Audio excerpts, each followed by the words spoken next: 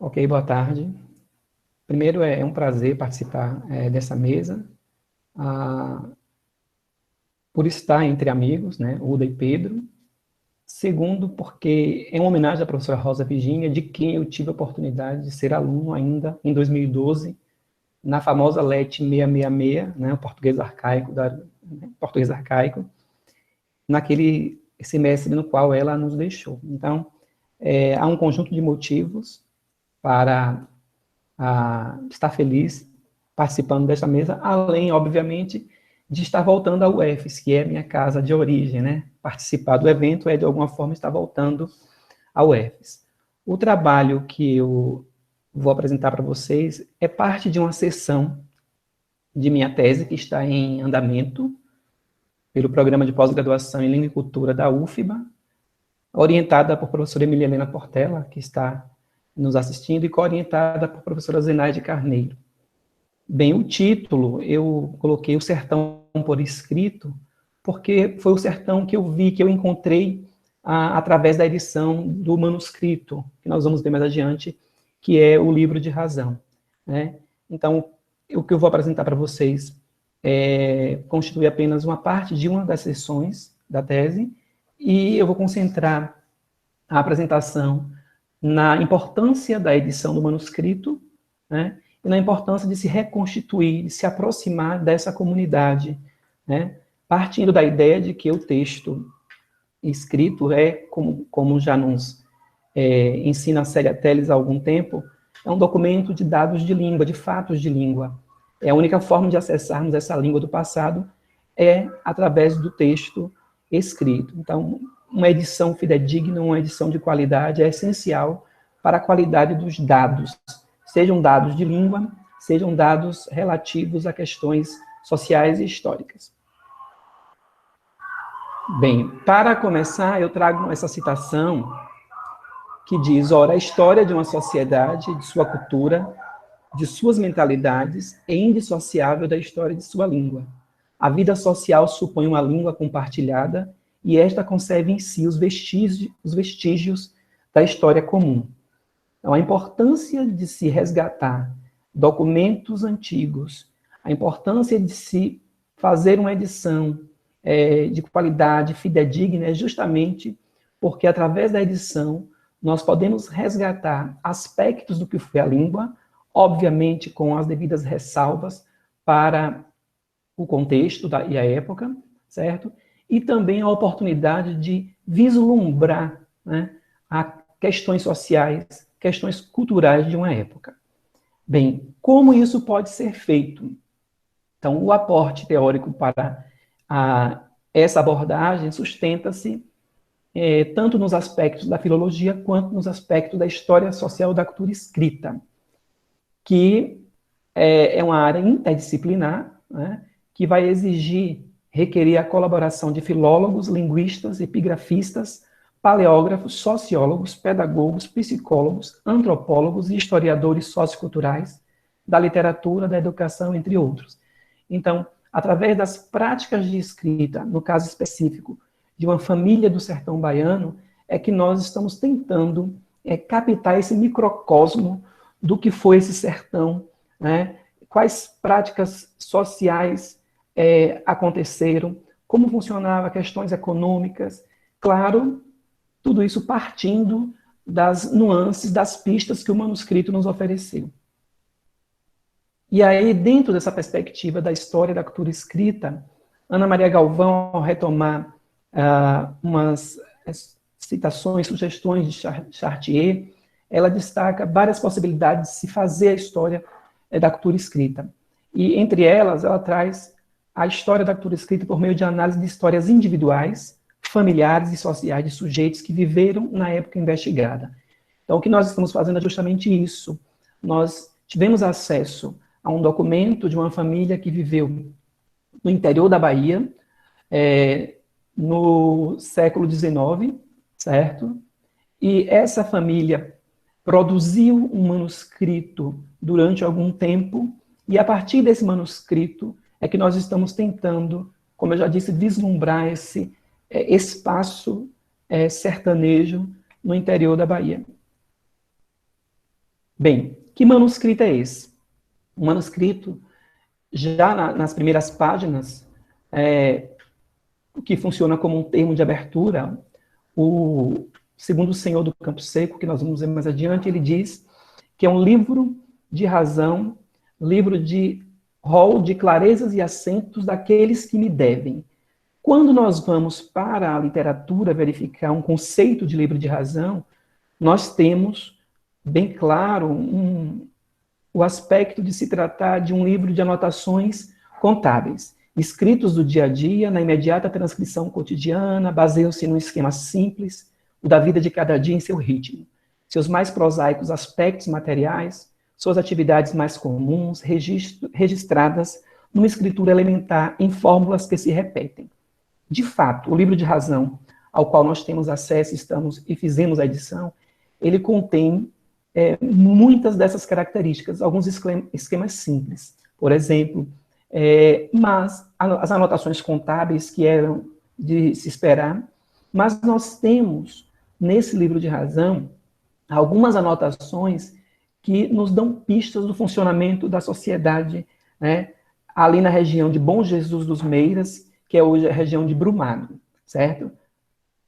Bem, o livro, ele é escrito entre 1794 e 1838, nós temos 3 pessoas da mesma família escrevendo nesse livro, certo?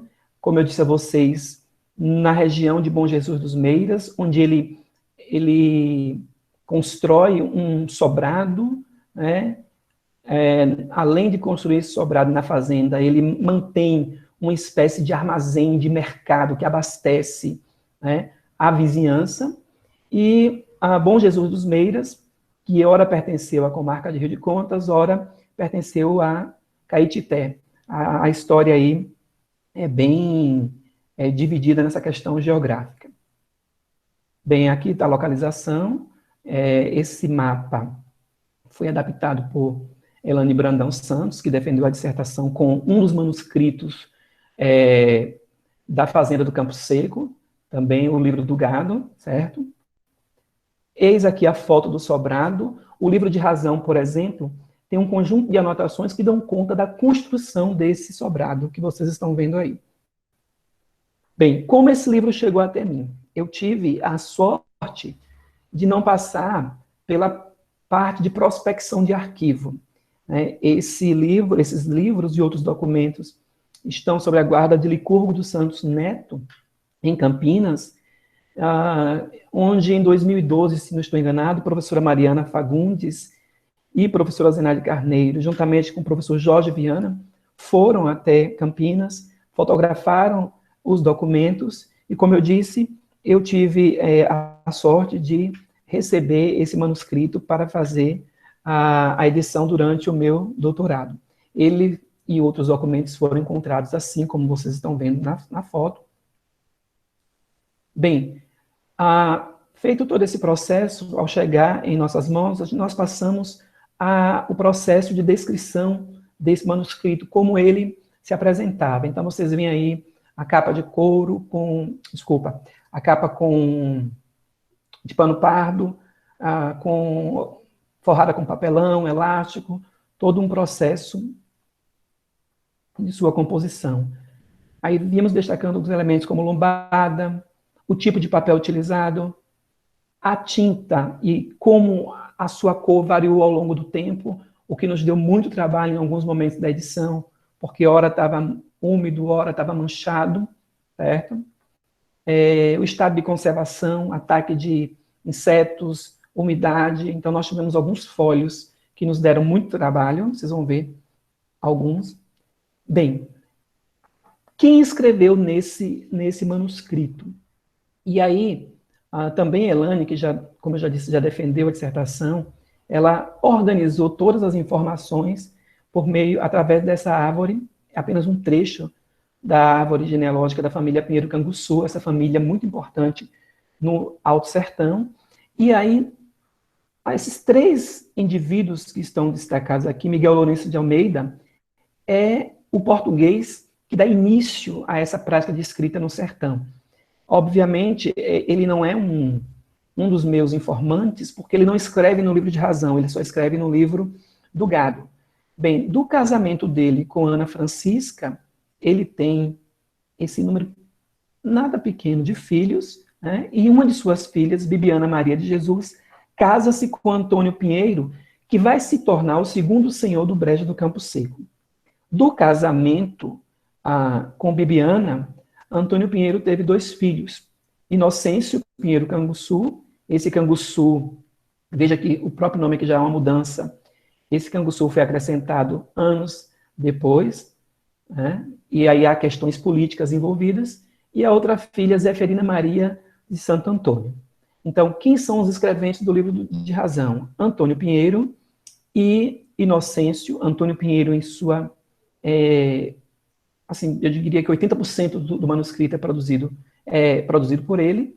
E nós temos também a terceira mão que escreve é Miguel Joaquim de Castro Mirantes, né, que é genro de Inocêncio. Bem, eis aqui um exemplo das 3 mãos. Então, Antônio Pinheiro Pinto, os escritos dele vão de 1794 a 1821. Então, ele abre o manuscrito dizendo: livro dos assentos e rodos que me devem, e no meio do manuscrito, dos escritos, ele vai colocando uma série de informações. Então, ele anota que comprou um cavalo, ele anota, ele faz questão de dizer que este livro é de Antônio Pinheiro Pinto, chamado de Livro de Razão, que consta dos meus assentos e clarezas, e ao longo dos folhos ele vai trazendo uma série de informações. Então, por exemplo, ele anota aqui: entrou meu filho Inocêncio no estudo do mestre Inácio Ferreira da Silva em 1810. Então, Inocêncio, em 1810, tem esse primeiro contato aqui com a escolarização. Ele anota o início da construção daquele sobrado que eu mostrei a vocês no início da apresentação, em 1808, né? E aí, para cada uma dessas pessoas que escreveram,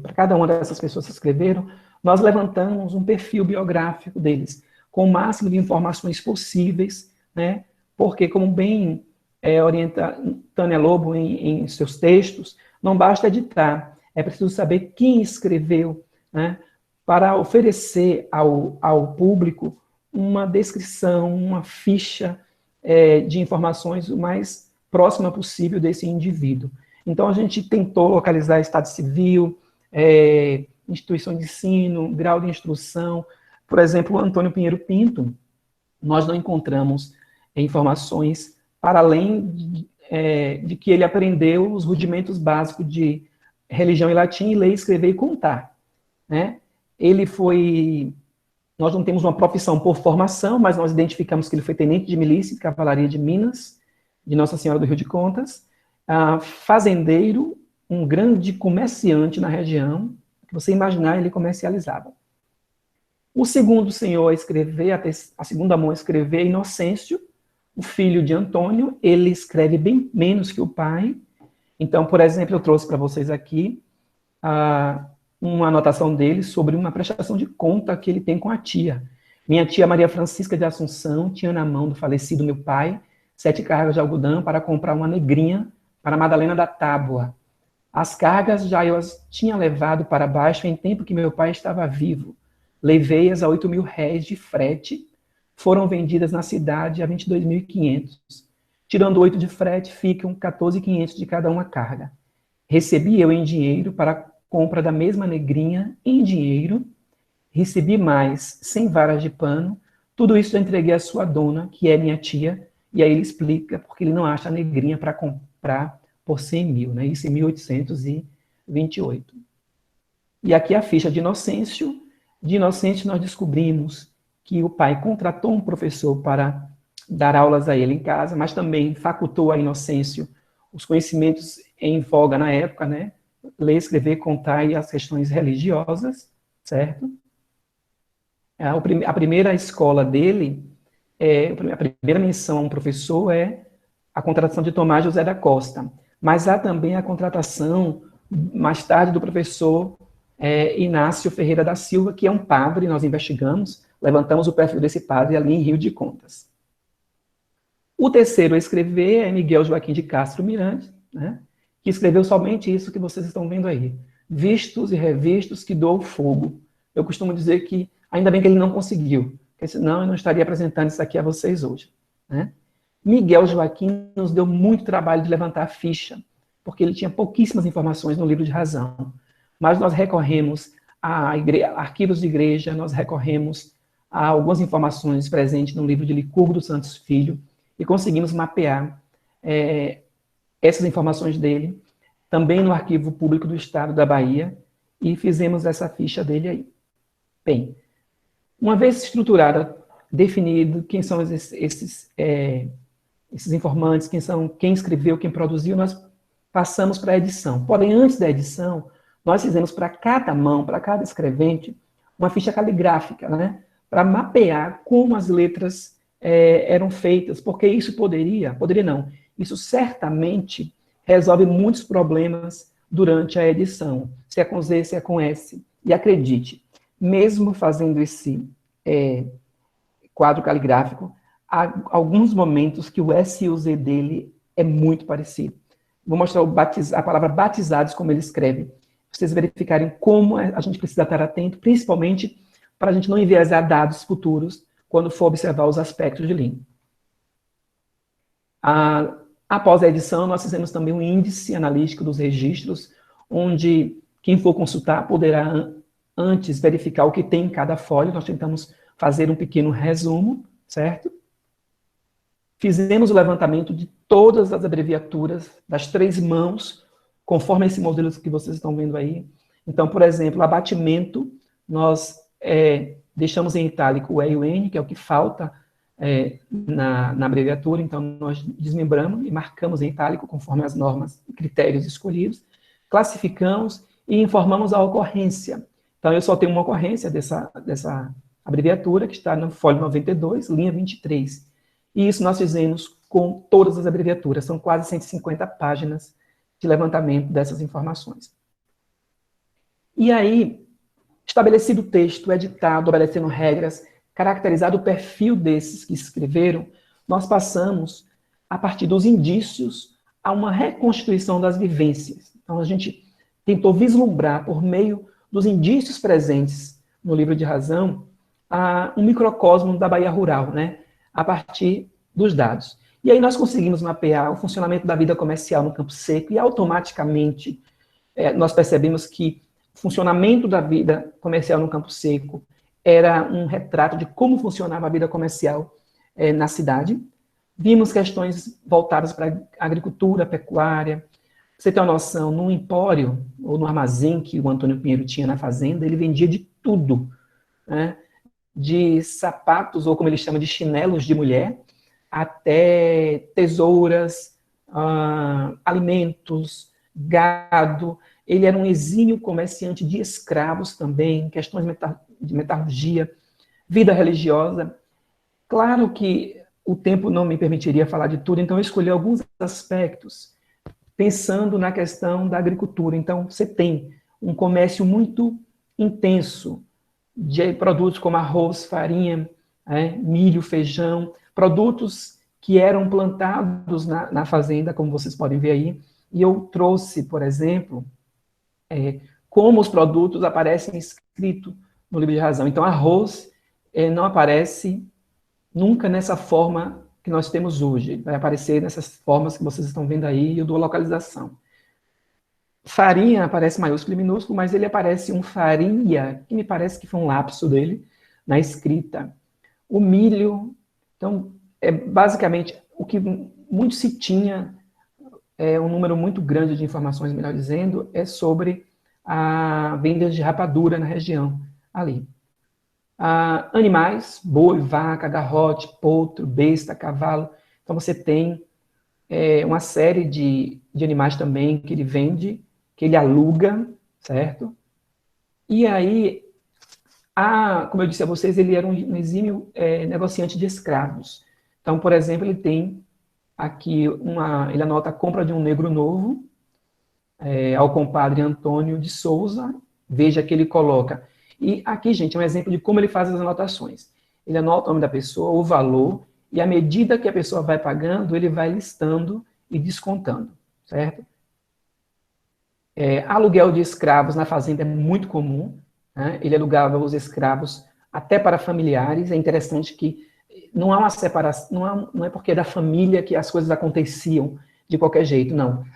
Aluguel de escravo para primo, para tio, tudo era devidamente anotado, certo? Ele comprava escravos para terceiro, então veja que ele tem aqui, Tenho em Meu Poder, de João Pinheiro, Moço da Malhada, e aí você tem um valor de 102 réis, R$ 1.000, né, para a compra de um escravo. Uma coisa interessante que nós temos no livro é a relação do Antônio Pinheiro com seus escravos. Encontram-se umas anotações de escravos que dão dinheiro para Antônio Pinheiro guardar. Então, por exemplo, o escravo Jacinto, ele anota: Tenho em meu poder de meu escravo Jacinto em dinheiro seguinte do gado. E o que ele deu à senhora para guardar é o seguinte. Interessante que nós vamos encontrar também ele guardando um dinheiro de uma escrava que ele chama de Minha Cabra Inês, então, para a compra da sua liberdade. E aí a gente foi investigar essa questão em Rio de Contas e Caetité, e nos estudos que vimos, percebemos que era muito comum os escravos da região, nesse período, realizar pequenas atividades por fora. E é com esse dinheiro que é chamado de pecúlio, eles acabavam comprando a sua liberdade ou a liberdade de outros escravos na região. A escrava Inês, ela recebeu muitas doações, o que ele chama de efeitos, né? Desculpem. Ele anota o que a escrava recebeu, porém, em determinado momento, em determinado tempo, ele escreve algo do tipo que tudo que foi prometido à escrava Inês, ele não recebeu. O que vai justificar mais adiante ela continuar trabalhando, né, fazendo esses pequenos serviços para conseguir comprar a sua liberdade só tempos depois. Então, era uma prática muito comum na região de Rio de Contas, e isso acabou também acontecendo no Campo Seco, na fazenda do Campo Seco. Pelo Campo Seco passaram muitos profissionais, desde os profissionais que estiveram envolvidos na construção do sobrado, né, afeitor, capitão do mato. Então você vê que há uma rede de dependência em relação a esse fazendeiro. Se a gente for verificar, né, o significado de ser fazendeiro, dono de terra na Bahia nesse período, o Antônio Pinheiro e o Inocêncio, eles exercem exatamente essa característica, essa função, né? Eles tinham domínio de vários aspectos da vida social ali. Aqui é um trecho só do quadro. E aí, para a gente finalizar a minha abordagem, eu trago os fragmentos relativos à educação. Então, nós temos duas anotações sobre o acesso, a penetração da escrita no Campo Seco. Então, nós temos a primeira, em 1802, entraram na escola de Tomás José da Costa, Inocêncio e Alexandre. Alexandre era primo de Inocêncio tinha 7 anos, e só depois, em 1810, nós temos outra anotação. Mais nada. Então, nós fomos investigar o período e fomos investigar quem são esses homens. E descobrimos que se tratam de 2 padres que foram contratados e davam aulas na fazenda. O padre Inácio, ele foi um homem muito atuante em Rio de Contas, né? E muito envolvido em política, chegou a ser preso. Há um documento que mostra até uma denúncia onde ele solicita, ele quer duelar com um opositor de suas ideias políticas ali em Rio de Contas. Então, nós mapeamos esses padres, mapeamos quais conteúdos eram ensinados, então não havia nada de diferente do que a gente acostumou a ver em relação, que era justamente o ensino das primeiras letras, ler e escrever. E aí a gente foi tentar ampliar essa lupa, pensando na população da região que não tinha as mesmas condições que os senhores do Campo Seco de custear os estudos das crianças.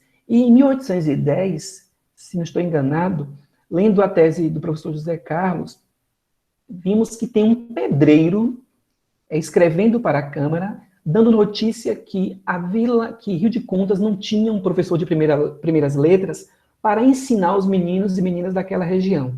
Então você verifica que nós partimos de Inocêncio, que teve acesso, porque o pai custeou os estudos, né, através dessas escolas que foram muito comuns os fazendeiros pagar para os filhos, em alguns casos, alguns escravos ou filhos de funcionários estudavam, e a população, o resto da população estava à mercê, à espera da ação do governo.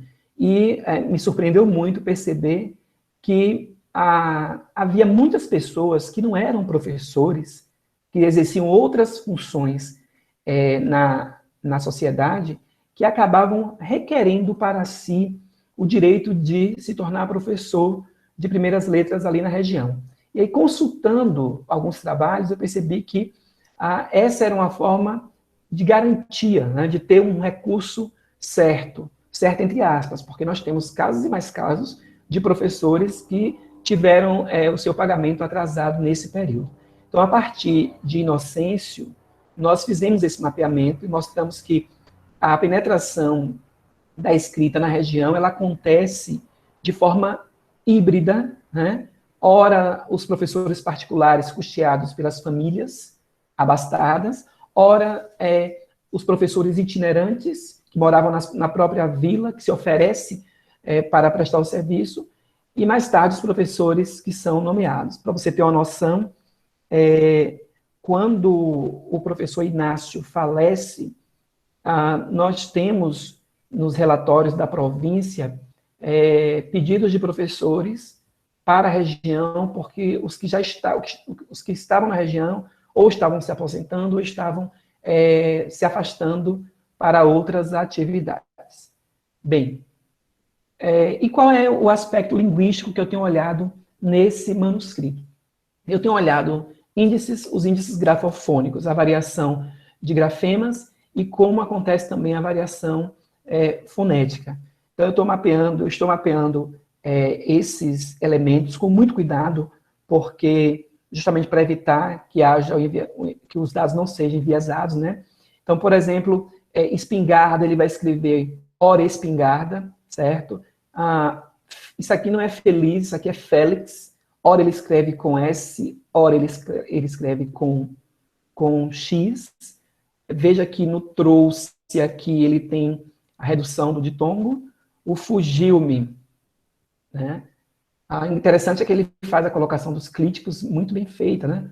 Mas veja que ele tem aqui, ora ele escreve peixe, ora ele escreve peixe. O juiz vai aparecer ora com Z, ora com S. Olha o batizados. Veja, e aí o cuidado de se fazer aquela ficha, gente, é muito importante. Eu li por muito tempo isso aqui como um PR, e na verdade isso aqui é simplesmente a perna do P, né? E a gente só vai descobrir na medida que você vai olhando o documento, e o documento vai te dando suporte. Aí você olha aqui o Z de batizado e olha o S final dele aqui, que lembra um pouco o S de juiz. Então, acreditem, eu ainda fico olhando para tomar decisão se com Z ou com S em alguns momentos. Veja aqui, aço, você vai encontrar a grafia com 2 S e com C cedilha. Veja vestido, como ele escreve, né? E aí eu estou fazendo esse levantamento porque a ideia é comparar esses dados com os dados, por exemplo, de Santiago para o século XX, né? E verificar o que é que esses dados podem nos dar em relação ao português falado nessa região. Ok? Obrigado. É isso aí.